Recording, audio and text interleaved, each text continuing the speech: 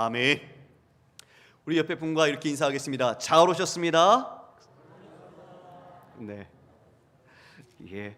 주일날 오늘 날씨가 좀 제법 춥더라고요. 새벽에는 눈발까지 좀 날리면서 그랬는데 그래도 주의 전을 사모하는 열심으로 주님 앞에 나오신 여러분 한 분 한 분 주님께서 얼마나 기뻐하실까라는 생각이 듭니다. 주님께서 그와 같은 은혜를 주시리라 믿습니다. 예. 우리가 지금 주일 오전에는 이제 마가복음 강해를 하고 있잖아요. 우리가 지난 시간에는 우리가 중풍병자, 그래서 4명의 사람이 중풍병자를 상에 데리고 와서 집에 들여가 있는데 어떻게 됐었어요? 사람들이 입구부터 다 꽉 차 있는 상황. 그래서 도저히 들어갈 수가 없는, 정말 자신의 환경으로는 어쩔 수 없구나라고 절망하고 포기할 수 있는 상황이었는데 그들이 지붕으로 올라갔죠. 그래서 지붕을 뚫어서 그 예수님께로 그 상을 다린 아래서 그 안에 있는 사람이 이 예수님께 어떠한 회복을 받았나요? 내 죄사함을 받았느니라. 내 죄사함을 받았느니라. 예수님께서 이와 같이 질문하셨어요. 그 자리에 자신에 대해서 올바른 눈으로 갖고 있지 않은 자들에게 이렇게 말씀하셨죠. 야, 내가 죄를 사하는 것과 그리고 저 상, 자기가 누웠던 그 자리를 들고 걸어가라 하는 것 중에서 어느 것이 더 쉽겠느냐, 이렇게 질문하셨지만 그들은 대답을 못했습니다. 이어서 예수님께서는 명령하셨죠. 내 상을 들고 일어나 집으로 가라. 그랬더니 그가 곧 일어나 자신이 누웠던 상을 들고 걸어가니라. 예수님이 새로운 권위, 자신이 메시아로서 갖고 있는 주권적인 권위를 드러내셨는데 그 권위는 바로 죄 사하는 권능을 갖고 있다는 권위를 나타내셨던 거죠. 할렐루야. 맞아요.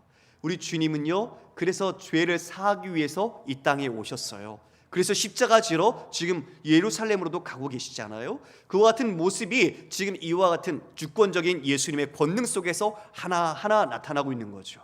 오늘도 본문에 그와 같은 새로운 권능, 새로운 주님께서 내가 어떤 자인지를 분명히 우리에게 말씀해 주실 겁니다. 그러한 도전이 여러분의 믿음과 여러분의 삶에 새로운 믿음의 소성함과 굳건함을 주시기를 주님의 이름으로 축원합니다. 오늘 말씀을 보니까 이렇게 시작을 하네요. 13절에 예수님이 바닷가에 나가셨더니 큰 무리가 와서 주님이 말씀을 그들에게도 가르치셨습니다. 14절에 보니까 또 지나가시다가 이렇게 얘기하네요. 지나가시다가 알페오의 아들 레위가 세관에 앉아있는 것을 보시고, 자, 누가 있는 걸 봤어요? 알페오의 아들 레위. 여러분, 이 알페오의 아들 레위라고 지금 마가복음에는 기록되고 있지만 우리가 아는 것처럼 마태복음을 기록한 사람이 바로 이 레위입니다. 이 레위가 알페오의 아들이라고 소개되어 있는데 앞에 보니 지나가시다라고 되어 있어요. 근데 여러분, 저를 보시겠습니까? 이렇게 지나가기가 쉬워요. 그냥 문장을 그냥 지나가기가 쉬워요. 여러분 웃어주셔야 되는데 제가 지금 이거 개그 친 건데 아직 제가 좀 약해서요. 여러분, 주님께서 지금 지나가시다가 지금 레위를 보시고 말씀하셨잖아요. 주님의 이 지나가심은 그냥 의미 없는 지나가심은 절대 없어요. 이 역사의 구원을 이루기 위해서 오신 예수님께서 행하시는 것에는 반드시 목적이 있는 거죠. 다 뜻과 계획이 있으신 거예요. 지금 이곳을 지나가시다가 누굴 봤습니까? 레위 봤습니다. 레위가 어디에 앉아 있어요? 세관에 앉아 있네요. 여러분, 이 세관이라는 것은 무엇입니까? 요즘도 우리도 세관이 있지만 세금을 거두는 곳이죠. 조세를 거두기도 하고 관세를 거두기도 합니다. 지금 이 레위가 있는 곳이 어디였냐면 가버나움이에요. 가버나움. 이 가버나움 앞에 이 바닷가 근처에 지금 이동식 세관이 설치되어 있는 거죠. 그러면 여기 왜 이 세관이 설치되어 있을까? 우리가 지도 한번 보면서 설명을 좀 드리겠습니다. 지도를 보시면 저기 보라색으로 되어 있는 부분도 있고 회색 아니면 옅은 갈색으로 되어 있는 부분이 좀 있죠. 보라색은 여기는 헤롯 빌립이 다스리던 영지 땅이었어요. 그리고 지금 갈색처럼 회색으로 되는 곳이 우리가 알고 있는 헤롯 안티파스가 다스리는 땅입니다. 그러면 지금 헤롯이 있는 그 지역, 데가볼리 지역이나 그 넓은 지역에 있다가 이제 유대나 갈릴리로 오려면 어느 쪽으로 오는가 보았더니 그 빨간색으로 타원형으로 약간 이렇게 포함되어 있는 곳이 있죠. 거기가 가버나움인데 가버나움이 그 갈릴리 호수 근처에 있어요. 그래서 그 데가볼리 지역에서 넘어올 때 그 지역을 통과해야 되는 것이죠. 그러니 배로 오든 육로로 오든 그 지역을 통과해야 유대나 갈릴리로 갈 수가 있는 거죠. 그러니 세금 거두기에 딱 맞는 장소죠. 누구나 다 통과해야 되는 장소. 그래서 무역세, 관세를 그 자리에서 통과세처럼 이렇게 받아내는 겁니다. 내려주셔도 되겠습니다. 지금 바로 그와 같이 아주 최적의 그 장소에 이 이동식 세관을 딱 설치하고 거기에 레위가 떡하니 앉아 있는 거예요. 그런데 당시에는요, 그 갖고 오는 그 무역하기 위한 짐들, 무게, 부피도 있었지만 그걸 떠나서 그것을 실은 수레가 얼마나 크냐, 바퀴가 크기가 얼마나 큰가, 아니면 바퀴가 몇 개냐, 이거에 따라서 매기는 세금이 틀렸어요. 그러니 아주 조목조목 따져서 그 세금을 다 받아냈던 거죠. 그러니 지금 이 무역하시는 분들도 이런 통과세를 내는 사람 입장에서도 이 세리에 대해서는 마음이 좋지 않은 부분이 있어요. 근데 더 심각한 문제가 있었죠. 왜냐하면 이 세리가 일하는 목적이 로마를 위해서였거든요. 로마는 이렇게 어떤 자신들이 그 다스리게 되는 땅에 종교적인 자유는 주었는데 재정적인 부분은 충당하기 위해서 조세를 부과했습니다. 근데 이것을 이제 세리처럼 어떤 한 사람들에게 위임을 하죠. 독점 판매권을 주는 거예요. 대부분 헤롯 안티파스라든지 이런 왕들이 그런 것들을 사게 되는 거죠. 5년마다 이것을 경매에 넘겼어요. 그래서 그걸 사면 자신이 사람들을 고용하는 겁니다. 세리를. 그러니까 지금 오늘 이 가버나움 지역은 헤롯 안티파스 지역이거든요. 그러니까 대부분 헤롯 안디바라는 이 사람이 이 지금 레위를 고용해서 이와 같이 짐군을 맡겼을 것이다 이야기를 합니다. 그러니까 지금 이렇게 로마의 관세 이런 것들을 거두어서 조세는 바치고 통과세나 무역세는 그 나라 그 영토를 갖고 있는 사람이 그것을 가두어서 자기가 썼거든요. 그러니 지금 이와 같이 로마를 위해서 그리고 백성들의 어떻게 보면 정말 고열을 빠는 것처럼 여겨지는 이 세리에 대해서 사람들은 좋은 감정을 가질 수가 없었어요. 그래서 당시에는 이 사람들을 매국노 같은 변절자 그리고 심지어는 창기와 같이 취급했다라고 말하고 있을 정도였습니다. 왜 그러냐면요, 이방인 즉 로마와 함께 일을 하기 때문에 그래요. 그래서 부정한 자잖아요. 그래서 창기와 같이 그러한 세리들을 취급했다라는 기록이 있어요. 심지어는 그 세리가 집에 들어오면 그 모든 것을 부정하게 여겼다라고 미시나이는 기록을 하고 있습니다. 이와 같이 그 자리에 앉아있던 그 세리, 지금 레위 앉아있다라는 건 직책이 높았다는 거예요. 그래서 세리장으로 대부분 사람들은 그렇게 이 마태를, 레위를 평가하고 있습니다. 지금 이와 같이 지나가시는데 세관에 앉아있는 것을 보시고 지금 예수님께서 뭐라고 말씀하시죠? 나를 따르라 한마디 하셨어요. 참 간단하죠. 야, 내가 보니까 네가 지금 이런 상태야. 너 지금 안 돼. 너 그러면 안 돼. 날 따라야 돼. 이렇게 뭔가 설득하는 구절이 하나도 없어요. 아주 간략하게 나를 따르라 한 말씀으로 간단하게 기록되어 있습니다. 그런데 그 응답도 간결하게 기록되어 있어요. 뭐라고 되어 있습니까? 일어나 따르니라. 아니 무슨 부름과 따름이 이와 같이 간단하게 기록되어 있을까요? 그러나 이 안에는 엄청난 내용이 함축되어 있는 거예요. 여러분 잘 들어주십시오. 저를 보세요. 세리는 그와 같이 자신의 돈을 들여서 그한 독점권을 닦고 그 로마에서 부과된 세금 외에 자신의 수익은 별도로 거두어야 돼요. 그러니 사람들을 자신들을 위협하는 사람들도 있었겠죠. 그래서 폭력배나 아니면 군과 결탁을 해서 자신을 보호하기도 했어요. 그래서 사람들이 인식이 좋지 않아요. 그래서 사람들은 레위를 즉 이런 세리들을 아주 싫어했습니다. 그런 가운데 이와 같이 나를 따르라는 명령, 이 모든 것을 버려야 한다는 것은 여러분 다른 문제예요. 우리가 알고 있는 것처럼 시몬 베드로 그리고 안드레와 야고보와 요한이 주님이 부르셨을 때에 배와 그물을 버려두고 따랐다라고 되어 있죠. 여러분 지금 주님께서 여러분에게 나를 따르라 하시면 여러분 그 따를 수 있습니까? 아니면 따르는데 뭔가 마음에 걸리는 게 있습니까?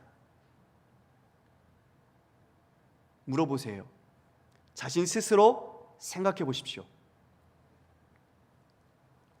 주님이 이 자리에 지금 여러분 한 분 한 분을 보시면서 누구누구야 나를 따르라 그 말씀 앞에 이와 같이 일어나 따르니라 그와 같이 여러분들이 즉각 순종할 수 있는지 여러분 믿음을 돌아보십시오.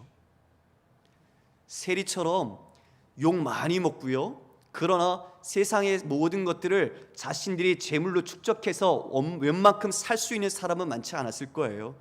이 세리가 무역세 이런 거를 다스리려면 실은 이중 언어를 구사할 수 있는 능력이 있던 자들이에요.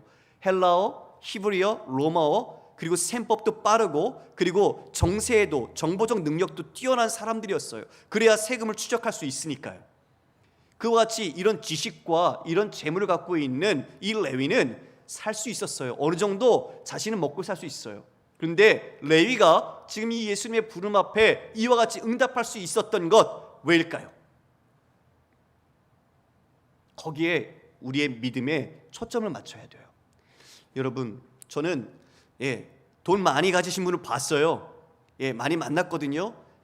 조참회담 아니면 그런 분들, 실업인 같이 모임에서 정말 기업인 그런 부분으로서 이름이 나 있는 분들을 같이 만나서 이야기를 나누기도 해요. 그런데 그분들에게 질문을 던질 때 가장 본질적인 대답은 어떤 상황이든지 예수를 잘 믿는 것, 이것을 자신의 기도 제목으로 말씀해 주신 분이 많아요. 이미 내가 얻었다, 그리고 가졌다, 그리고 쌓았다. 그러나 우리가 아는 것처럼 내 영혼을 오늘 도로 취하면 네 것이 되겠느냐라는 질문 앞에 자신들의 모든 성공이라는 세상적인 형통과 그 부귀 앞에서 진정한 영적인 내면의 결핍과 공허함은 그 어떤 거로도 채울 수가 없었던 겁니다. 할렐루야. 하나님께서 우리를 지으실 때 우리의 몸만 껍데기만 지으신 게 아니거든요. 우리 안에 뭐가 있죠? 영혼이 있습니다. 영혼. 진짜 생명은 뭐라고 말씀드렸습니까? 생명은 우리의 코끝 호흡이 멈춘 게 죽음이 아니에요. 하나님과 끊어지는 것, 즉 하나님이 우리를 지으신 창조주신데 그 창조주로부터 공급되어지는 영원한 생명과 거룩이라는 그 능력을 우리가 잊지 못하면 우리는 물리적으로 피지컬하게 살아 움직이고 우리는 숨쉬는 것 같지만 하나님의 자유와 생명이 중단되어 우리는 곧 죽어가게 되는 거죠. 숨쉬는 것 같지만 곧 죽을 운명에 처해 있는 것입니다. 이게 진짜 성경이 말하는 죽음이죠. 이것은 영적인 공허감으로 내 안에 큰 구멍으로 우리 안에 다가옵니다. 많은 철학자들이 실존적 자각을 위해서 질문을 던지죠. 스스로 생각하면서 그 존재가 곧 나다라고 정의도 하지만 진정한 우리는 주님만이 평가하실 수 있는 줄 믿습니다. 내 영혼을 지으신 분이 나를 아시죠. 즉 내 안에 주님이 없으면 우리는 상실감 속에서 우리는 허기에 허덕이는 것입니다. 이 레위, 이름이 레위잖아요. 분명히 레위 지파였을 거예요. 레위 지파는 하나님을 섬기도록 별도로 구별된 지파입니다. 구약에 정통한 사람들이에요. 주님을 섬기는 그 율법을 잘 익숙하게 늘 배웠기 때문에 그렇습니다. 그런데 이 레위라는 이름 뜻이 뭔지 아십니까 여러분? 연합하다라는 뜻입니다. 뭐라고요? 연합하다. 레위라는 뜻은 연합하다라는 이름을 갖고 있어요. 저는 제 이름이 종원입니다. 작고하신 아버님께서 지어주신 이름이에요. 쇠북종 으뜸원. 종을 치면 그 종소리가 멀리 울려 퍼지지요. 그것처럼 저의 이름이 울려 퍼져서 세상 가운데 으뜸이 되라라는 이름으로 지어주셨어요. 우리 각자 우리가 부모가 되면 자식이 태어나면 정말 이름 짓는데 정성을 기울입니다. 목사님께 부탁도 하고 정말 잘 또 지을 수 있는 사람에게도 부탁도 하고 집안의 어르신에게도 부탁도 하고 이처럼 이름은 함부로 짓지 않아요. 이름은요, 그 이름을 부를 때에 그 뜻의 소망을 담아서 우리가 부르기 때문에 그렇습니다. 그러면 알페오의 아들이라고 지금 명칭되어 있는 이 레위는 아빠 알페오가 어떤 이름을 지었어요? 레위. 연합해서 살아라. 누구와 연합하라고요? 레위 지파는 누구와 연합하죠? 하나님과. 그리고 더불어 하나님과 함께 백성된 그 섬기는 자들로 쓰게 되어 그 주위에 있는 이웃들과 함께 연합하여 살도록 이름을 지어준 거예요. 그런데 실상 자신의 실존은, 현실은 지금 어디에 처해 있죠? 아주 자신을 냉혹한 시선으로, 그리고 자신을 싸늘한 눈빛으로, 자신을 매국노와 같이 사람들은 쳐다봅니다. 저 더러운 죄인, 저 더러운 창기보다 못한 놈, 돈을 빨아먹고 저 로마 압제 이방인에게 붙어서 사는 놈, 이렇게 손가락질을 당하며 살았던 거죠. 자신의 이름을 들려질 때마다 자신의 마음속에 다가오는 울림이 있었던 겁니다. 나는 누구인가? 레위라는 이름 속에서 하나님과 연합되어 내 삶을 살고 있는가? 아닌 거예요. 또 그러면 내 동족과 함께 연합되어 내가 살고 있는가? 아닌 거예요. 자신의 존재가 무엇인지 깨닫게 되는 거죠. 공고한 자로다. 나를 누가 이 사망의 몸에서 끌어내랴. 정말 자신에게 있어서는 가난한 심정과 그리고 그 허기진 마음의 영혼을 채워줄 누군가가 필요했던 거죠. 레위는 정보력이 빨랐다고 말씀해 주셨죠. 청년 예수가 복음을 전합니다. 하나님 나라가 가까이 왔다. 내 죄사함을 받았느니라. 죄를 사하는 권능이 있다는 것을 듣고 알게 됩니다. 그리고 그분이 지금 바닷가 자기가 앉은 곳을 지나가시며 나에게 말씀하십니다. 나를 따르라. 그 따름은 레위에게 있어서 절망 가운데 소망으로 가는 길이요, 죽음 가운데 생명으로 가는 한 줄기 빛과 같은 주님의 은혜의 초대였던 것입니다. 할렐루야. 그 부름 앞에 레위는요, 자기가 쌓아놓았던 재물, 자기가 지금까지 이루고 있던 자기가 세리장이 되기 위해서 쌓았던 그 모든 명성 다 버렸습니다. 가차없이 버렸습니다. 그리고 주님을 따릅니다. 그래서 어떻게 됩니까? 마태 복음서를 기억하지요. 아까 말씀드린 것처럼 세리는 지식이 있었어요. 그래서 그 지식과 또 세리는 셈법에 빨랐죠. 꼼꼼하지요. 그래서 또 세리, 이 레위는 레위지파였잖아요. 구약을 인용하면서 자신의 마태복음에 예수님의 행적을 꼼꼼하게 기록을 했습니다. 이렇게 쓰임 받는 거예요. 할렐루야. 사람이 주님 만나면 이렇게 변화되어지는 겁니다. 그 은혜가 더 충만해지는 겁니다. 그 메워졌던 이 안에 뻥 뚫린 구멍과 상실감이 예수 그리스도의 그 은혜와 생명으로 채워지는 겁니다. 그러면 어떻게 되죠? 주님께 쓰임 받는 거예요. 나를 위해 살았던, 나의 명성과 재물을 위해 살았던 삶이 이제는 예수를 위하여 쓰임 받는 은사로 드러나게 되는 것입니다. 레위가 이와 같이 따랐어요. 그래서 어떻게 합니까? 그의 집에 자기 동료들 다 데리고 가는 거죠. 이게 얼마나 기쁘겠어요. 자신의 영혼의 구주, 자신의 생명과 같은 예수님 메시아를 만났으니 기쁘지 않겠어요? 그분을 따라 자기 집으로 모시고 가서 그와 같은 죄인들, 그리고 그와 같은 자기의 동료 세리들 다 모아서 식사를, 잔치를 베푼 겁니다. 그 잔치에 이제 먹고 있는데 어떤 이들이 있었을까요? 16절에 보니까 바리새인의 서기관들이라고 나오네요. 서기관 중에 바리새인들이 많았죠. 즉 그들이 죄인 및 세리들과 함께 잡수시는 것을 보고 그의 제자들에게 말하는 겁니다. 야, 어찌 죄인 세리들 그들과 함께 먹느냐? 여러분, 저를 보시겠습니까? 당시에 이것은 정말 충격적인 거였습니다. 우리는 이 문화를 체험하지 않고 이 의식을 갖고 있지 않기 때문에 그냥 문장으로만 읽지만 이것은 그 당시에 문화적인 충격과 있어서는 안 될 일들이 지금 벌어지고 있는 거예요. 어떤 일이죠? 아까 세리는 사람 취급도 안 했습니다. 그렇죠? 그러한 또한 동료의 죄인들이 지금 어떻게 하고 있어요? 예수님과 예수의 제자들과 함께 먹고 있어요. 제가 누누이 말씀드렸지만 이와 같이 식사를 같이 한다는 것은 당시의 유대 문화에 있어서는 자신의 가족과 자신의 공동체로 환대를 인정하는 것입니다. 우리도 지금 언제 식사 같이 한번 해요? 누구한테 이렇게 이야기를 건넬 때에는 저는 여러분과 당신과 관계를 맺고 싶습니다, 함께 교제하고 싶습니다 라는 마음을 나타내는 것이죠.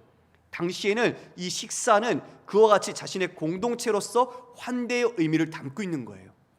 그런데 바리새인들은 어떤 사람입니까? 바리새라는 이름의 뜻이 분리된 자 아닙니까? 분리된 자.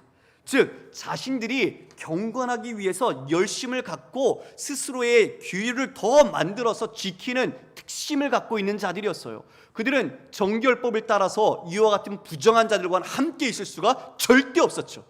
그런데 지금 예수님이 누구와 함께 있어요? 죄인들과 세리들과 함께 밥을 드시고 계시는 거예요. 그러니 그들의 제자들에게 어찌 이런 일이 있을 수 있냐?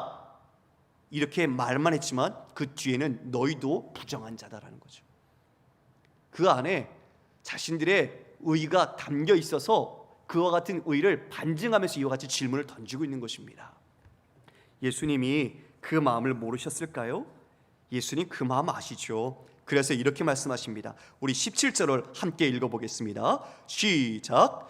예수께서 들으시고 그들에게 이르시되 건강한 자에게는 의사가 쓸데없고 병든 자에게야 쓸데있느니라. 나는 의인을 부르러 온 것이 아니요 죄인을 부르러 왔노라 하시니라. 할렐루야. 지금 뭐라고 말씀하시냐면 속담 하나를 인용하세요. 야, 건강한 자에게는 의사가 쓸데없고 병든 자에게야 쓸데있다. 맞지요? 그렇죠? 건강한 자는 의사가 필요 없습니다. 아픈 병자에게 의사가 필요한 거예요. 그런데 여러분, 병원 가면 당신은 아픕니다, 당신은 수술해야 합니다, 약을 먹어야 합니다. 누가 판정해 줍니까? 그렇죠. 네, 의사가 판정해 주죠. 여기에 중요한 뜻이 담겨 있어요. 여러분, 오늘 여기에 여러분 깨달으셔야 돼요. 지금 그 이어서 예수님이 한마디를 뒤에 더 부언하셨어요. 뭐냐? 나는 죄인을 부르러 왔다. 의인을 부르러 온 것이 아니라 죄인을 부르러 왔다라고 말씀하셨어요. 그러면 여러분, 여기에서 누가 의인인지 누가 죄인인지 누가 판정합니까? 네, 맞아요. 이게 여러분의 마음을 치셔야 됩니다. 이걸 치셔야 돼요.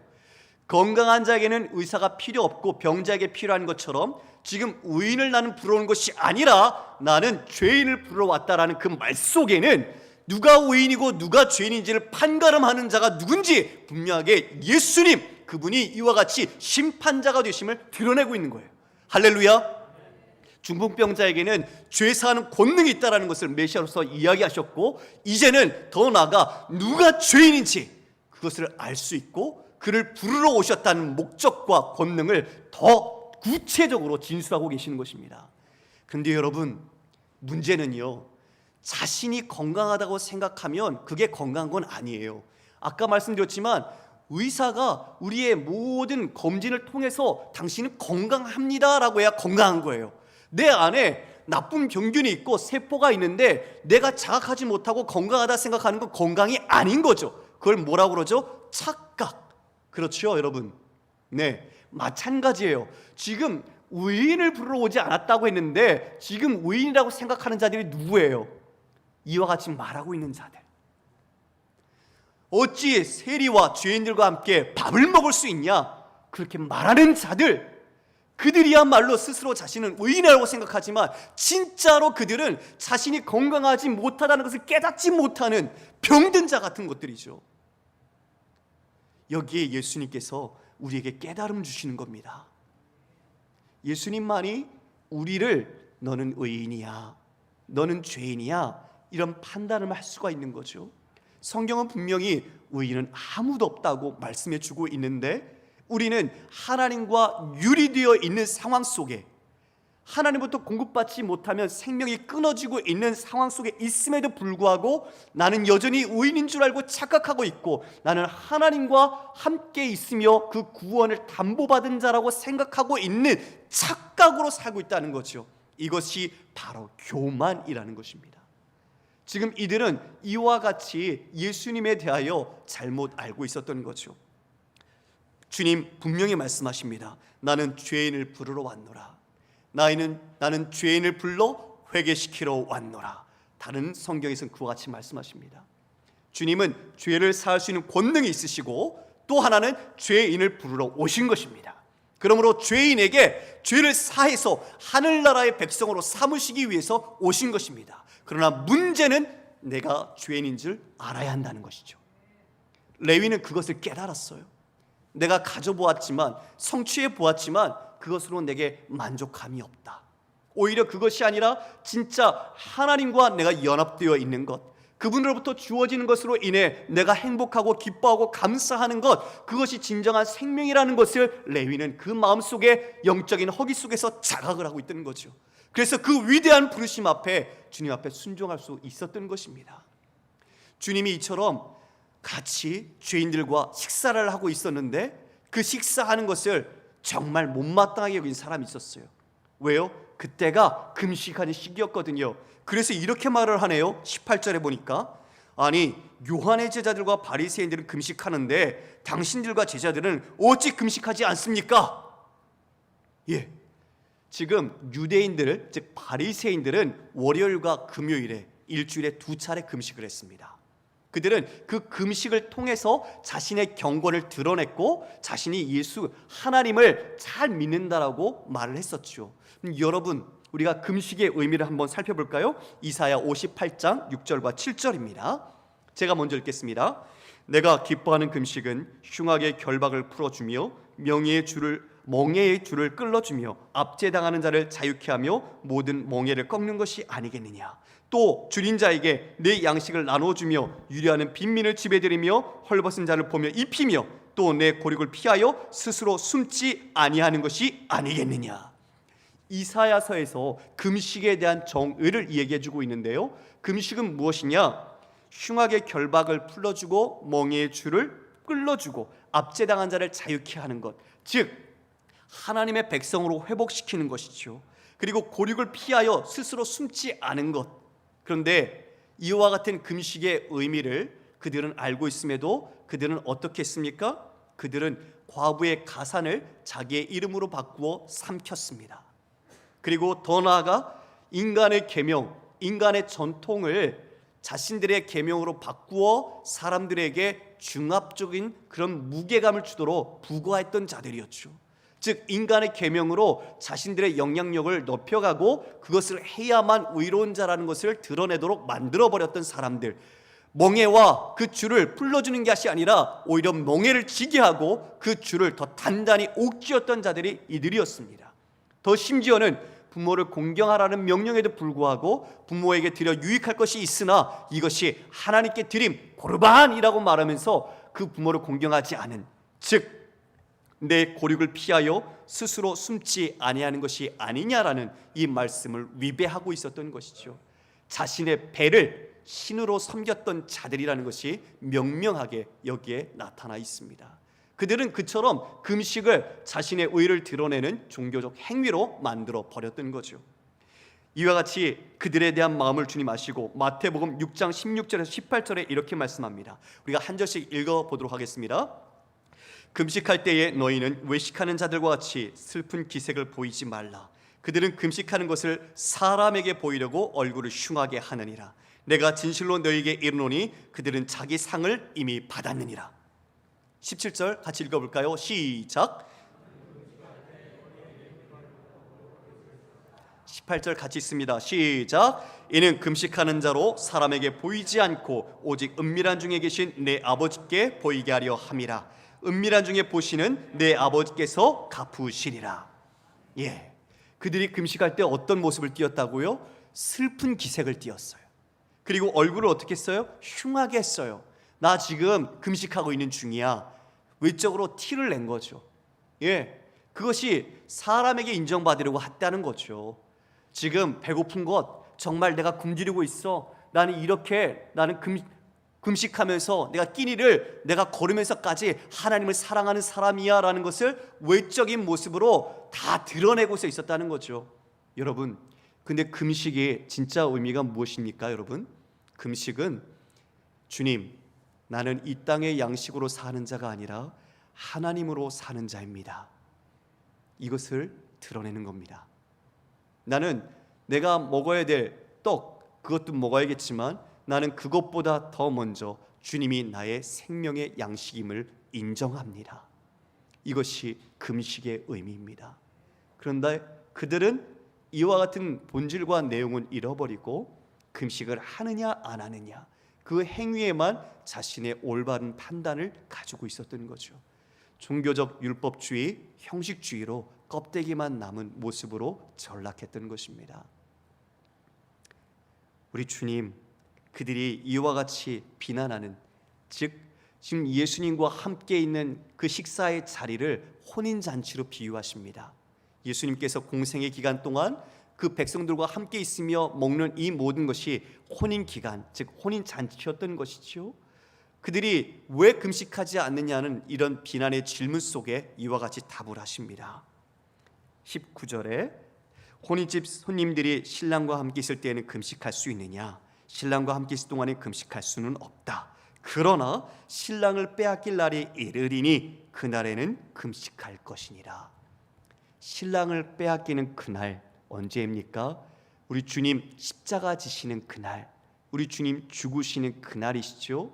금식이 무엇으로 사는 것을 우리가 나타내는 고백이라고 그랬죠. 예수 그리스도 생명의 만나이신 주님으로 사는 것이 우리의 양식임을 고백하는데, 그 양식이 끊어지는 것, 즉 우리 주님께서 우리를 위해 죽으시는 그날에, 그때야 금식할 것이다 라고 말씀하신 것입니다. 신랑을 빼앗기 때문에 그렇죠. 신랑을 그 악한 자들의 손에 빼앗겼기 때문에 그렇습니다. 그래서 초기 기독교인들은 수요일과 금요일에 금식을 했어요. 수요일 날은 산헤드린에서 그 유대인들이 모여 예수님을 죽이고자 음모를 꾀했던 날입니다. 그리고 금요일은 우리 주님께서 십자가 지심으로 죽으신 날입니다. 그래서 수요일과 금요일을 기념하여 초기 기독교 공동체는 금식을 했었습니다. 이와 같이 생배 조각, 즉 낡은 옷과 낡은 가죽 부대 비유를 말씀하시면서 너희들이 어떠한 생각과 어떠한 그릇에, 즉 낡은 가죽 그 주머니와 같이 폐쇄적이고 복음을 담을 수 없는 그런 믿음을 갖고 있는지를 보여주십니다. 우리가 아는 것처럼 생배 조각은요, 삼나무, 삼배죠. 근데 그것을 우리가 낡은 옷에 묻히면 어떻게 됩니까? 새 것이 점차 낡은 것과 기어져서 떨어지게 되죠. 저도 어렸을 때, 아주 어렸을 때예요. 네, 기어다니고 막 넘어지고 하면 무릎팍이나 팔꿈치가 막 헤어지잖아요. 그러면 가죽으로 거기를 덧대서 우리가 입고 막 그랬던 기억들이 있어요. 그런데 나중에 보면요, 그 기었던 부분 가장자리가 또 뜯어지죠. 그것처럼 지금 이 생배 조각을 낡은 옷에 붙이면 그게 온전히 붙어있지 못하고 힘이 붙으면 그냥 찢어져서 떨어지게 되는 것이죠.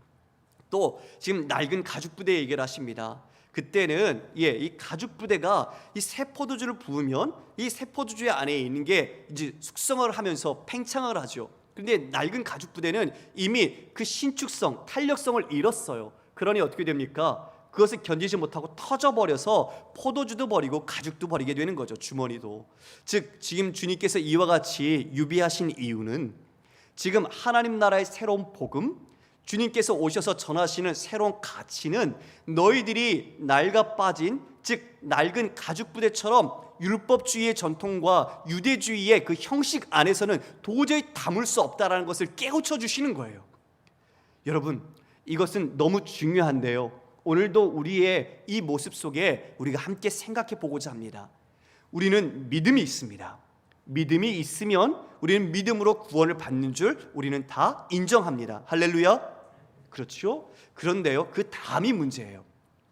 믿음이 내게 있노라, 내게 나는 구원받은 백성이다라는 것이 있지만 우리가 정말 그 믿음에 합당한 내 삶의 내용과 그 본질들을 열매로 맺어가고 있는지를 생각해 보아야 합니다. 왜냐하면 이 바리새인들은 자신들이 아브라함의 혈통이요 할례를 통해서 언약 백성이기 때문에 그들은 구원받은 백성이라고 자부했어요. 이미 안전하다고 생각했던 거예요. 그런데 그들의 주어진 율법은 도저히 이제 뭐로 바뀌었죠? 하나님께로 가는 길이 아니라 자신을 위한 수단으로 전락했던 겁니다. 우리도요, 내가 믿음이 있노라라고 말하고 있지만 그 믿음을 하나님께로 나가는 수단으로 전락하여 우리가 잘못된 방향으로 악용할 수, 오용할 수 있다는 것이죠. 할렐루야. 여러분, 이게 중요합니다. 아니, 맨날 목사님은 다 중요하대. 네, 중요해요. 네, 중요해요 정말. 왜냐하면요, 믿음은요 행함으로 따르거든요. 믿음이 있노라고 하는데 행함이 없으면 그것은 가짜 믿음입니다. 믿음은 하나님이 주신 은혜의 선물인데 그 선물로 우리가 레위가 주님을 따랐던 것처럼 그 부르심 앞에 우리가 따라서 그 믿음으로 순종해 나가고 있는데, 내 삶의 뒤안길을 돌아볼 때 그 자취가 하나님이 기뻐하시는 열매를 맺는가? 아니면 내가 갖고 있는 소망하는 목적, 계획, 그리고 욕망, 이런 것들을 지금 내가 성취하고 있는가? 이것들을 돌아봐야 합니다. 지금 후자가 바리새인이 그렇게 하고 있는 거예요. 우리도 그러지 말아야 한다는 거죠. 예배당에 앉아있지만 우리가 오늘 본문에도 아침에도 새벽에 살펴보지 않았습니까? 우리가 예배당에 앉아있지만 그렇다고 그 좁은 문 다 들어가는 게 아니에요. 하나님의 그 말씀을 뜻대로 순종하는 자, 그들이 들어가는 거예요. 주님 앞에서 내가 먹고 마셨고 길거리에서 주님의 말씀을 내가 듣지 않았습니까? 이 행악하는 자들아 내게서 떠나가라. 주님은 단호하게 그들을 물리치셨습니다. 주님은 그 말씀을 듣고 행하는 믿음의 결실 있는 자, 바로 그것이 우리가 믿음이 있노라라고 이야기할 수 있는 것이죠. 그러나 지금 바리새인들, 이 서기관들은 그러한 믿음을 갖고 있지 못하다. 너희는 그러한 것을 담을 수 있는 가죽부대가 아니라 낡아 빠진 가죽부대. 그래서 터져서 너희들은 운명이 끝날 그런 처지다. 이것을 이 비유가운데 말씀해 주고 있습니다. 말씀을 정리하겠습니다. 성도님들, 레위를 부르심은 곧 바로 우리를 부르심입니다. 영적인 생명을 잃고 허기와 우리 마음속에 정말 주님을 갈급해야 하는 심령 속에 있던 자신을 죄인으로 생각하는 자, 바로 그가 주님께서 부르러 오신 자입니다. 그를 주님께서 부르시고 그와 같이 제자 삼아 주셨습니다. 그리고 또한 당시의 문화와 당시에 있는 사회적 정황 속의 지도자들에 대하여 경종을 울렸습니다. 그 넘어서는 안 되는 경계선을 넘으셨습니다. 그들과 식사하신 겁니다. 여러분, 우리도 제안하고 있지 않습니까? 우리도 이분법으로 나누어서 나와 친분을 맺을 수 있는 사람, 아니 저 사람은 아니야, 나랑 함께 할 수 없어. 우리가 혹시 그렇게 구분해서 우리가 정죄하고 나누고 있지 않습니까? 우리 주님은 죄인을 부르러 오셨다고 분명히 말씀하고 있습니다. 우리가 만약 나누고 있다면 우리도 바리새인과 다를 바가 없는 것입니다. 주님의 믿음과 그 은혜를 입은 자는 다시 주님의 눈으로 영혼을 바라봅니다. 그리고 오늘도 여전히 그 영적인 허기 속에서 진정한 생수의 강이신 예수 그리스도를 만나지 못해 허덕이고 있는 자들에게 주님 말씀하십니다. 나를 따르라. 그 따름을 먼저 받은 우리가 우리의 손 내밀어 예수님의 따름을 증거하고 그들에게 진정한 생명과 하나님 나라를 증거하고 함께 나누는 믿음의 성도들 되시기를 주님의 이름으로 축복합니다. 아멘. 주님, 오늘 말씀을 통해서 우리가 다시 한번 믿음을 점검합니다. 하나님의 부르심은 정말 죄인을 부르심인데 우리가 죄인이라는 것을 먼저 자각하게 하시고 하나님의 은혜 없이는, 그 생명 없이는 살아갈 수 없음을 주 앞에 깨닫게 하여 주옵소서. 우리의 모든 것 주의 은혜임을 믿사오니 하나님 믿음이 있노라 하고 행함이 없다면 다시 한번 내 삶의 모든 열매들을 다시 점검하여 하나님께서 기뻐하시는 열매를 믿는 믿음으로 돌이키게 하여 주옵소서. 신랑이 빼앗길 날이 있다고 말씀하신 것처럼 주님 다시 오실 그날이 우리 앞에 있습니다. 다시 오시마 약속하신 주님의 그 오신 재림을 우리가 기억하고 단장한 신부와 같이 늘 깨어있게 하시고 하나님께서 맡기신 사명 따라 세상 속에 영적인 허기와 여전히 가난한 심령으로 어떻게 살아야 할지 눈물을 흘리고 있는 그 수많은 영혼들에게 주님의 따름을 우리가 예수의 제자로, 주님의 선교적 제자로 증거하고 나누고 초대할 수 있도록 역사하여 주옵소서. 우리 영천교회가 그와 같이 주님의 목마름을 해결하며 주님의 구원의 방주로서 역할을 감당하는 놀라운 교회로 쓰임받기를 소망하오니 하나님 인도하여 주옵소서. 감사드리며 예수님 이름으로 기도드리옵나이다. 아멘.